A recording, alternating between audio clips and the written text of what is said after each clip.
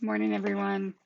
Welcome to day 12 of our 90-day challenge, where we are diving into what helps us stay authentic and live inside our most vulnerable moments and our vulnerabilities as we grow and evolve into fantastic humans. Dialectic behaviors, dialectic studies is basically the investigation of the truth that lies beneath our opinions. So, whether differing views, politics, religion, why blue is the best color, which it's not, by the way, um, those differing opinions all have some truth that on both sides aligns, right? And that's where we get into dialectics, it's uncovering that truth.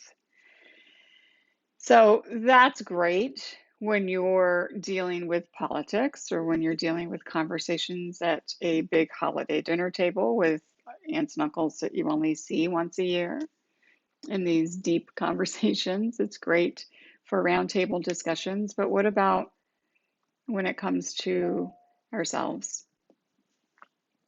I am my worst advocate, and I can also be my best advocate. I'm my worst advocate because I tend to see all sides. And I tend to say, but what if? Or maybe they're thinking, or maybe this is why, or, dot, dot, dot. It's really tough to advocate for myself when I'm also advocating for an unseen force, thinking or projecting what might be happening on another side back onto me instead of sitting with my own stuff and perceiving the world or the situation or the happening in one way. Today's challenge for day 12 is about perception. So I have a good friend of mine who told me a couple a couple days ago, that she no longer sees her glass as half full or half empty. She said it's just a glass. It's it's not half full, it's not half empty, it's just a glass. And you know what? It's my glass. And so I get to decide if it's half full, what to put in it, if it's half empty, what to pour out of it. And it doesn't have to be water.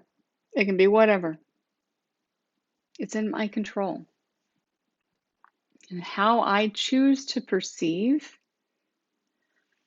excuse me, the happening, the world, the people around me, the situations is up to me. That is all my choice. So my challenge today is to think about your glass.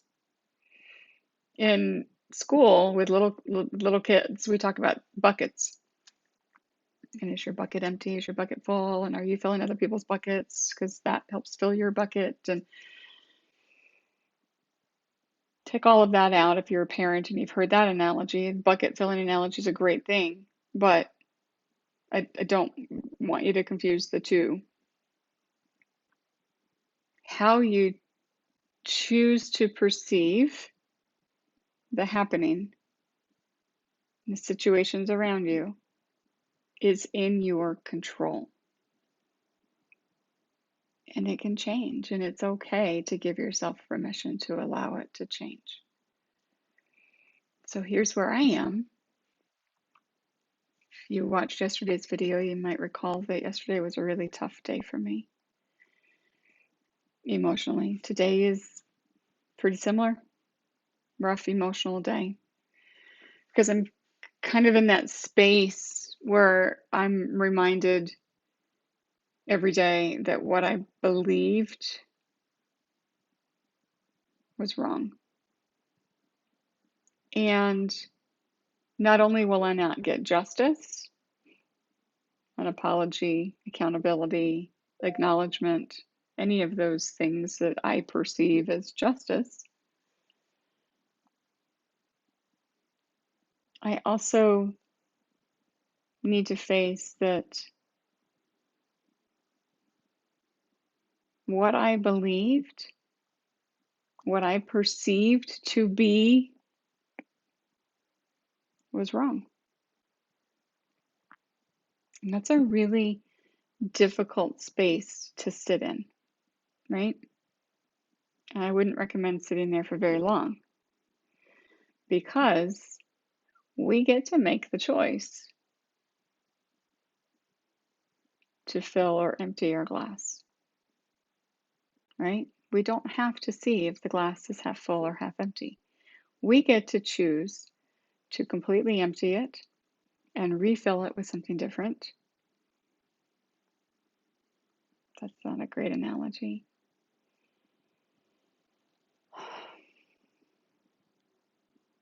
I don't want to suggest that anybody fill a void with something else. Fix the void and then refill your glass. But we get to choose that. We get to choose how we perceive, how flexible we are with our perceptions about ourselves, about others, about situations around us. I think for all this time, I have chosen not to forgive myself when others have wronged me. That's tough too. It's tough to admit. I can't cross into the difficult task of forgiveness and forgiving others when I can't yet forgive myself. And I'm still not there because what I believed was wrong. And it's really hard to look at yourself and say, I invested so much in this. I gave so much. I sacrificed so much. And I was wrong. What does that say about my character? What does that say about how well I will trust me or the process or others moving forward? The first step out of that is perception. I can't forgive myself when others have been unkind or acted with malice because of the way I perceived the happening. So today, take control of your glass and don't worry about whether it's half full or half empty. Worry about what you put into it. And if it's half full with a bunch of shit, dump it and put something else in. Start healing those spaces. Start naming those emotions. And consider how those emotions could potentially change into something better with a different perception. How are we handling our internal interpretations?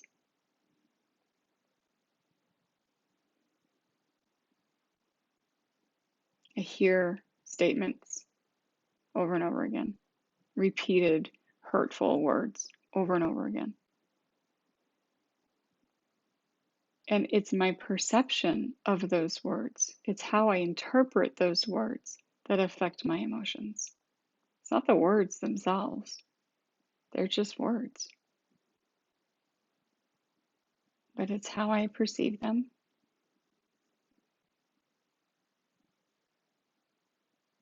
So choose to look at challenging, stressful, difficult moments with different perceptions and notice how those emotions change with those different perceptions. Practicing dialectics means digging through all of the interpretations, all of the perceptions, all of the opinions to get to the underlying truth. So there's your challenge today. Get to your underlying truth and work on forgiving yourself for maybe not seeing it before.